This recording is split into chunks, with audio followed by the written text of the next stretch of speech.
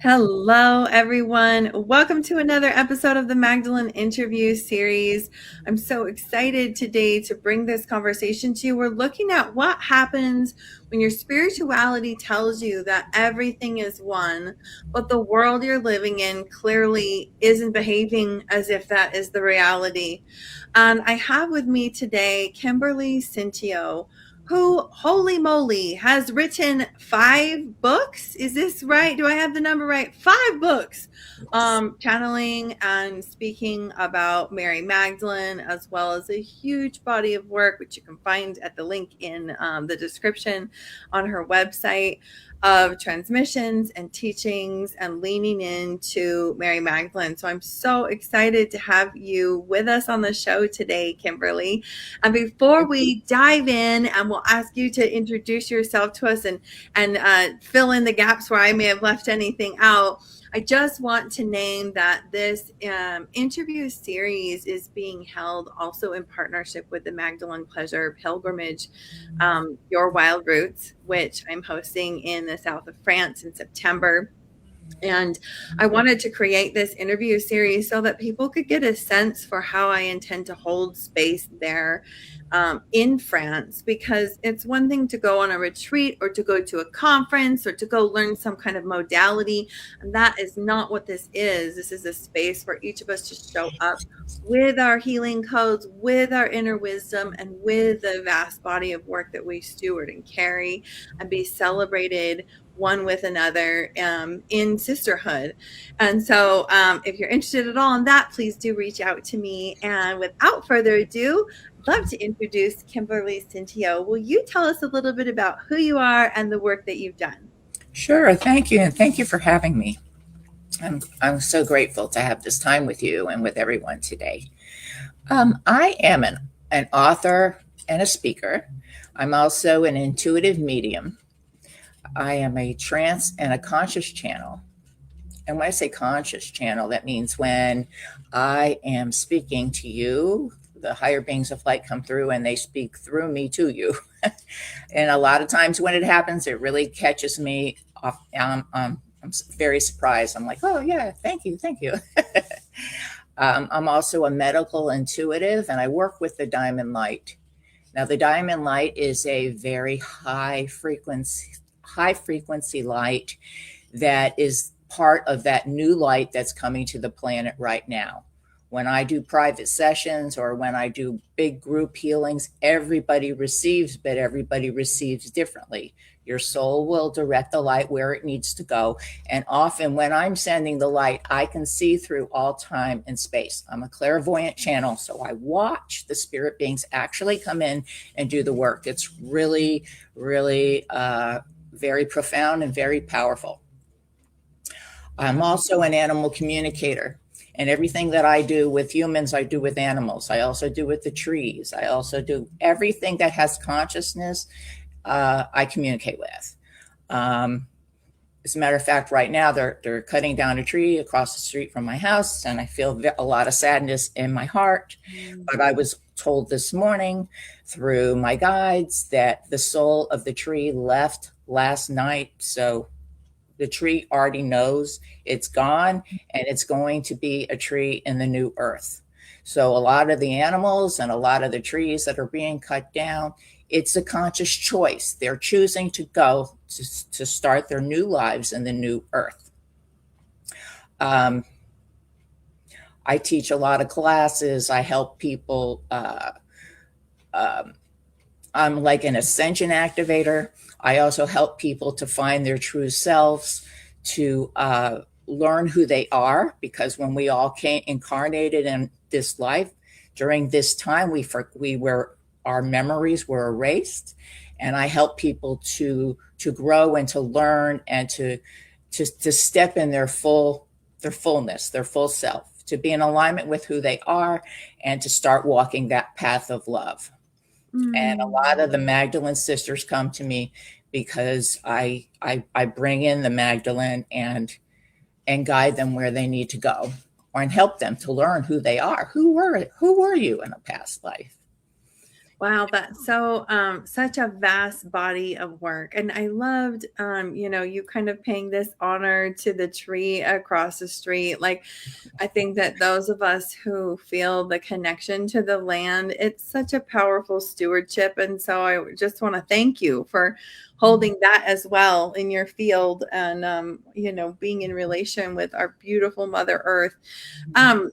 It's interesting. I actually want to ask the first question I want to ask, and I'm curious for those who are watching, if you want to share in the comments with us, like if you've experienced this before too. But I've had friends around me who are channels, and at times I've had people just kind of step all over me, like tell me who I am and tell me, it's like, well, I'm intuitive, so let me just tell you everything about you and who you are.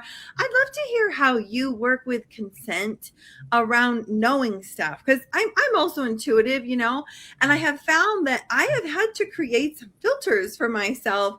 And sometimes it's painful, like bite your tongue, and but like what is that like for you when you're stepping into that relationship with somebody to like bring some information that you're seeing or giving? Well, first of all, I don't do anything without getting permission first. When somebody comes to me and they're paying for a session, they're giving me the permission to read their energy. And that's what I do is I read energy and then I share the information I'm receiving. I also give them the opportunity to ask questions after I channel a little bit, and then we answer the questions. Now, if I was just speaking to you on the street, I'm not going to sit there and read your energy and tell you stuff. I'm not, not like the Long Island medium that just comes up to you and starts spitting out all this information. I stay quiet until you give me the permission or you ask me a question. Now, if you ask the question, more than likely I will give you a little bit of information. Yes, but I always have to get permission. Now, if the soul isn't present and they need, and say somebody, Sally comes to me and she says her husband really needs my help, but he'll never agree to this. What I'll do is I get permission from their higher self, the higher part of the soul, which is the one that you were speaking about earlier, and get permission from the higher self. Sometimes most of the time, the higher selves are on board, but I've had them when they're like, who are you? And why do you want to know? And I'm like, he's not going to give me permission. And then I'll either, they walk away or they'll talk to them. Let me have him come talk to you in his 3D self, not in his higher self.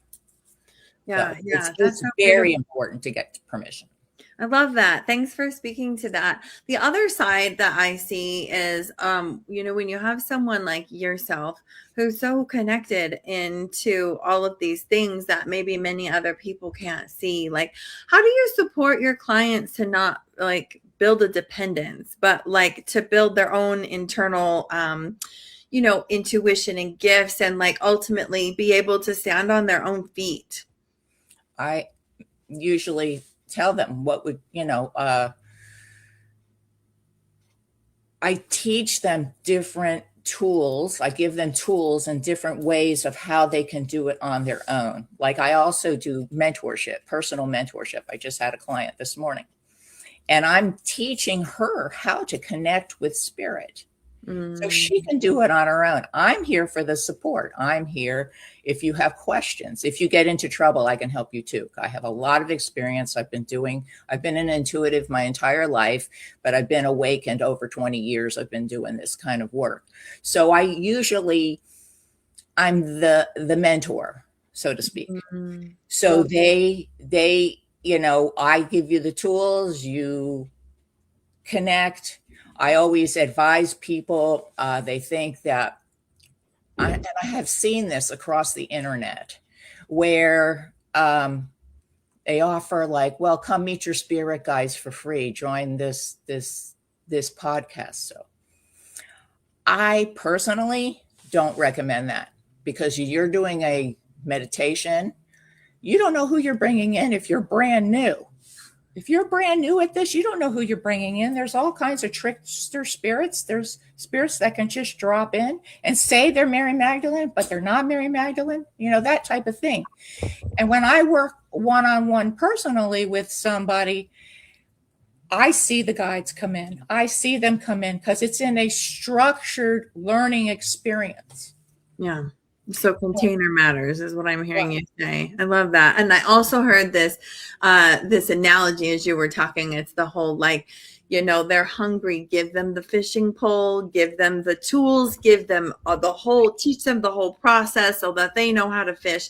Because I do see it's like our human nature and it takes some of us our whole lives to grow out of needing somebody else to tell us who we are, and that it is human nature, because when we were born with the need to have someone else tell us, like, or we wouldn't have survived. Like, someone else take care of me, someone else show me the way, our parents, but then as we grow, some of us never quite grow out of that. And it's like outsourcing that authority. So I love to hear how you're working in such a conscious way. It's really beautiful. And I'd love, again, if you're listening in the comments, let us know if you've ever had an experience like that where you felt like somebody was just telling you who you are and how that lands. Because I know for me personally, in the beginning, I was like, oh, thank you, until suddenly I was like, this doesn't feel right. I don't think this is who I am. Like, it had to come from me. That's true. That's something that Spirit always says in a lot of my channeled work. Always trust what it is you feel. If you don't feel it, then it's not for you. You can just back up, redirect your thoughts, and go another direction. If it doesn't feel right, then it's not resonating with your soul. Your soul is going to let you know. If something resonates with you, you're going to get the thrill bumps, the chill bumps, the goose bumps, whatever you want to call it. That is an indication your soul is in alignment with what it is that you're hearing or what it is that is saying. I've had people in the beginning of my journey tell me stuff. I think back now and I'm like, okay, it was just a learning experience, so to speak. So, yeah.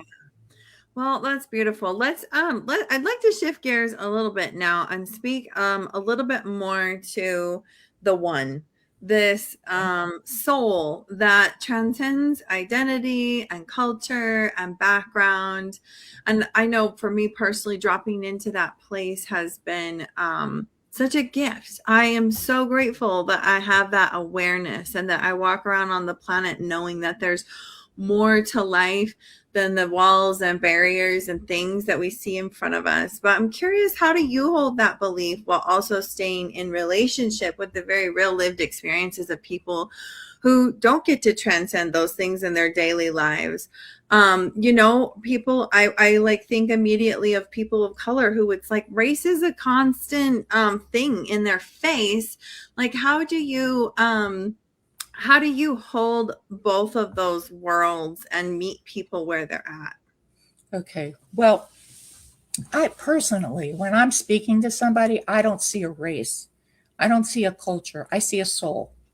I look into their eyes and I speak to their soul.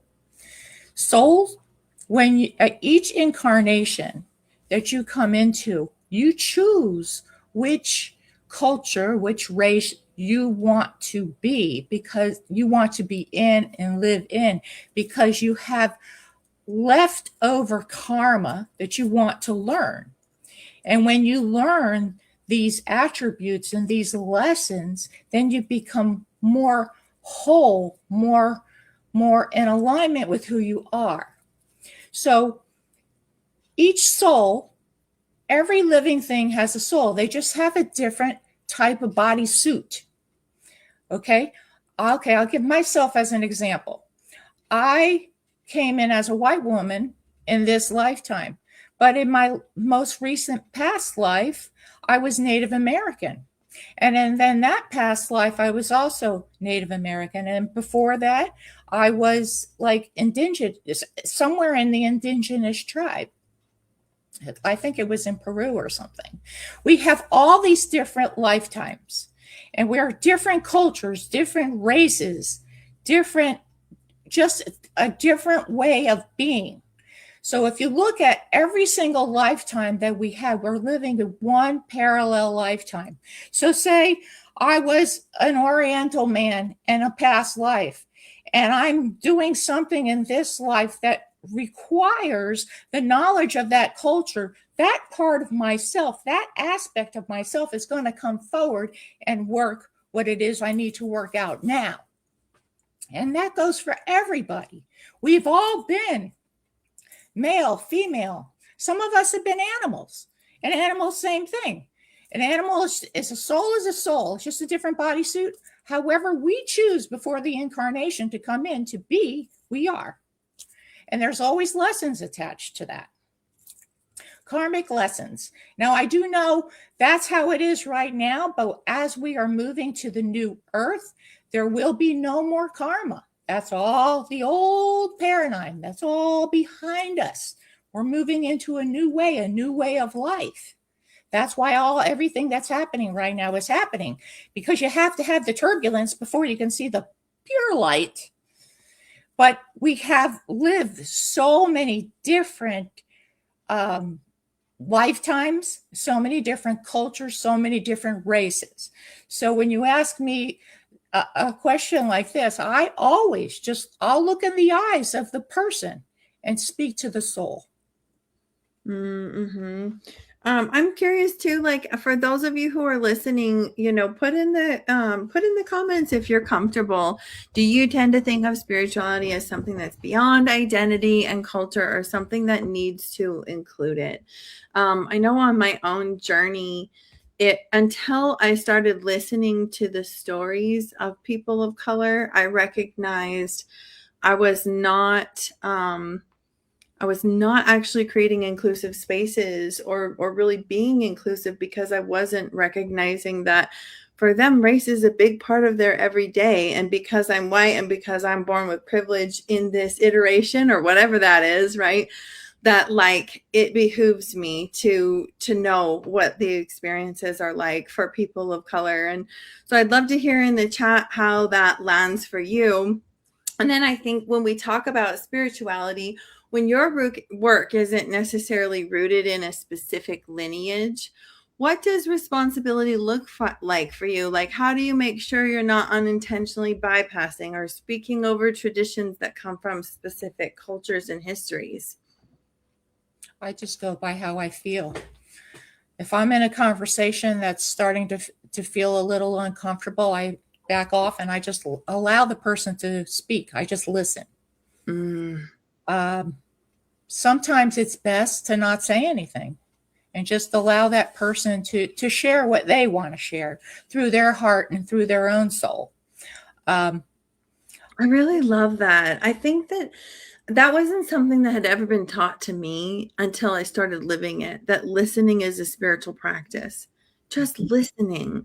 And I run a publishing company, right? So I'm in the role of helping support people to tell their stories. So it's like it matters when we take the time to listen. I think we're in such a fast-paced environment, everything is go, go, go. And I often have people say to me, you run a publishing company, who has the time to read?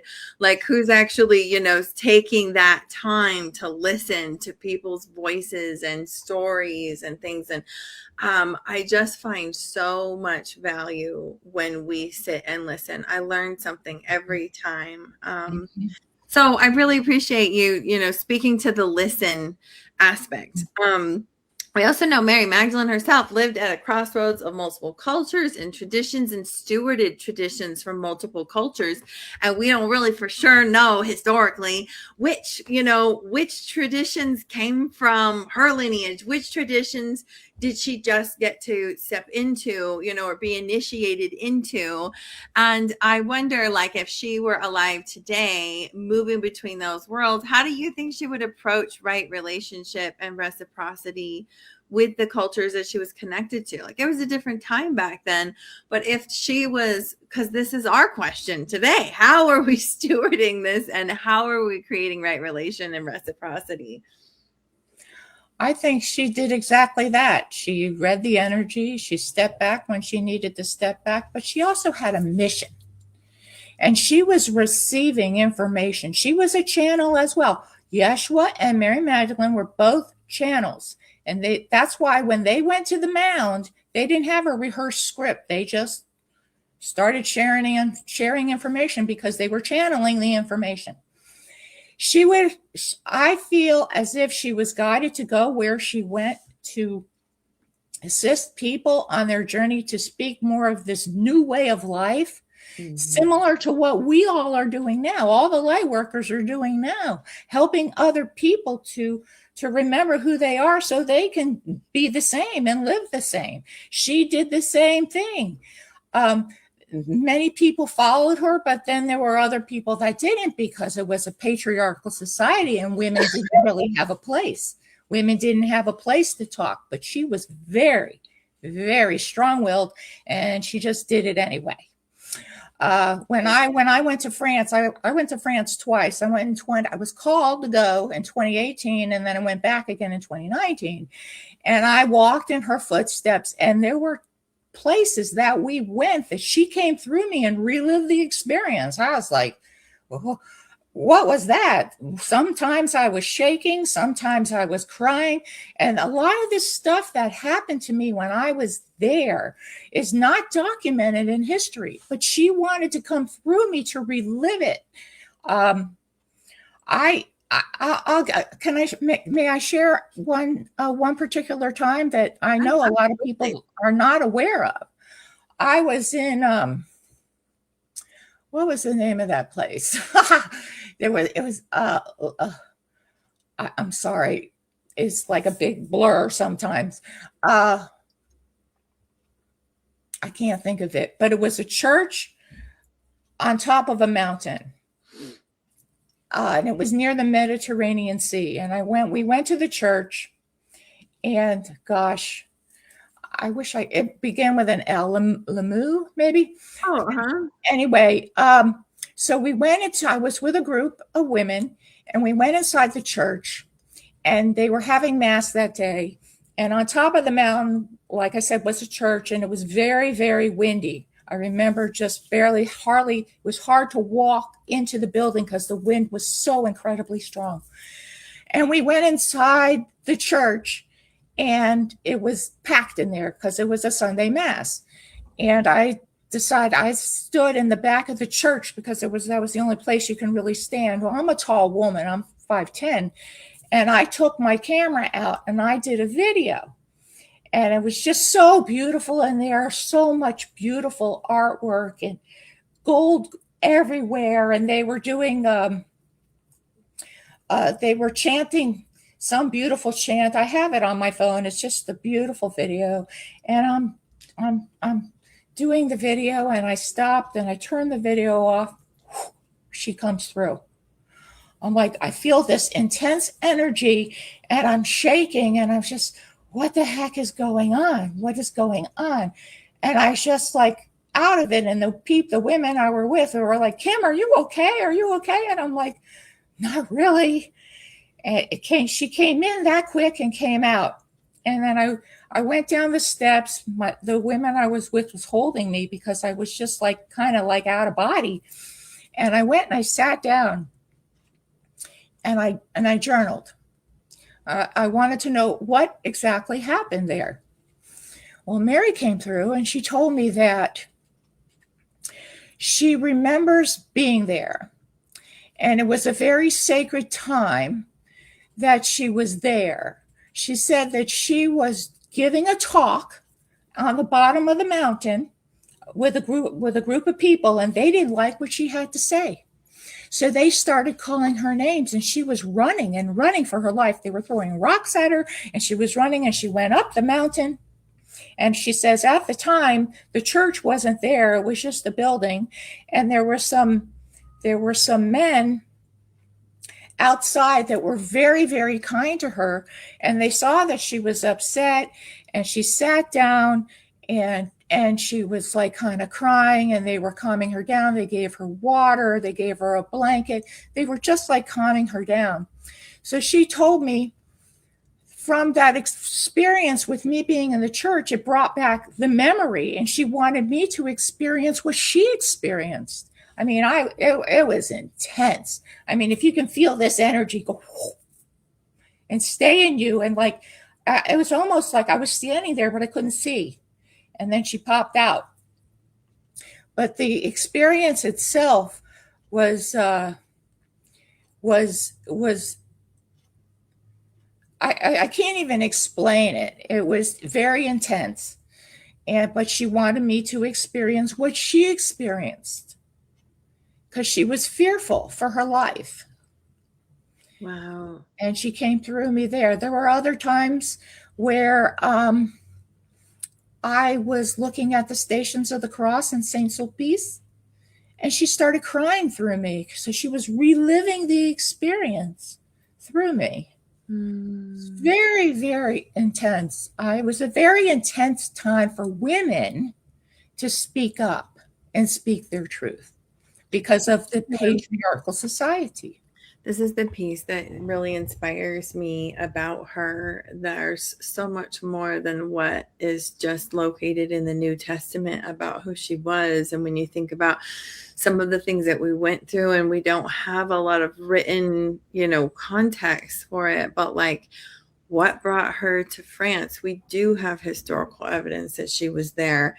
Like she was fleeing, what else could have brought her to France? She was fleeing. Yes. And some of these elements of like what it must have looked like to go around and teach and things. That's really beautiful what you shared. And then also knowing the intensity of what the Cathars held and how devoutly they held it so many years later it starts to form a picture about what her life must have been like in France. And there's legends that she stayed in a cave for 30 years. I mean, maybe that's where she slept, but I would assume that if an entire group called the Cathars were carrying her teachings, she wasn't just staying there as a hermit and just hiding out there the whole time. There's so much more to the story. That's only a small portion of the story. Yeah. Well, thanks for sharing that. You're welcome. I would love to ask one more question and then we'll wrap up our conversation. You've devoted your life to this work for so many years. And I would love to ask, what has this path required of you that people might not see on the surface? Like what? Just this, goodness, your entire life is devoted to the Magdalene. Like what has that been like behind the books and the author and the speaking and everything? What has it required of you? Just whatever you feel to share. It's like an inner knowing. You just you get these nudges and this feeling and you just do. I always stay present and just do. I know when I was called to go to France, I knew of Mary Magdalene and I knew of Yeshua. I was not raised Christian. So when I went on that trip, the first trip in 2018, Spirit told me, we want you to take as many pictures as you can and just follow our lead. So everywhere we went, I know I'm going to get backlash for this, but everywhere we went and we had a tour guide, the tour guide would speak and I would hear Mary say, that's not how it was at all. It wasn't like that at all. It was like that a little bit, but no. I'll explain it to you later, Kim, when you get back to the room later tonight. So after every day, everywhere we went and the legends were shared, the legends are like, it's someone else's perspective. And then every time the story's told, it changes. It's just similar to like playing the telephone game when you were a child. Every time the story is told, it changes. So she was telling me truth. So when I came back to the room every night, I sat and I channeled. And she would give me information. Now, she wouldn't give me all of it, but she would fill in the blanks of what the tour guide left out. And when I came back from my second trip, because I went in 2018 and then I went back in 2019, they said, okay, You ready to put that book together? We gave you all that information. Will you write my truth? Will you write my story, my book? And I'm like, okay. I said okay, but then when some of the things that were coming out, I was like, you want me to go public with that? Okay. But I did it. I stepped aside. I let her, put what you needed to put. She formatted the book. She picked out the typeface. She picked out the cover, the title, everything. I just kind of put it together and paid for it. I do have a sequel book coming out from this first book, and this book talks about the crucifixion and the sisterhood and the fountain of love and the Cathars. The sequel book picks up where that leaves off. It's going to share her life after the crucifixion and everything that happened up until the day she died. And then all the other information that is left out or that has been misconstrued. It's not been told properly. I'm like, I already got like a lot of the chapters all lined out and written, but I just have to, complete it and it'll get out there when it gets out there. So to answer your question, I live my life with the way I feel. When we complete one assignment, the universe will bring you another. When you complete that assignment, then you get up leveled and upgraded, and then you do another assignment. So right now, they just told me of my new assignment, and I'm really excited to get started. So the more you complete, the more you elevate. They will not elevate you until you pass the test. In other words, well, Spirit puts the elevations in like a grade system. Said if you don't pass kindergarten, you can't go to college. You have to do the work. You have to do the processes, and then you rise up. Well, thank you for sharing all of this with us today, Kimberly. And thanks again for those of you who watched with us today. I think that there's been a lot of interesting conversation here and a lot of value in the journey that you've been on and the things that you're teaching and sharing, and appreciate your perspective so much, Kimberly. Thank you so much. Yeah, please do say hi in the comments, whether you're here live or on the replay, and we will double check those comments even days after we finish this interview. And if you feel called to connect with Kim, you can find all of her information in the description. We've included her website and social media handles and things like that. And I just thank you for sharing your journey and your experience with us, and stay tuned for another episode of the Magdalene interview series. Bye for now. Thank you.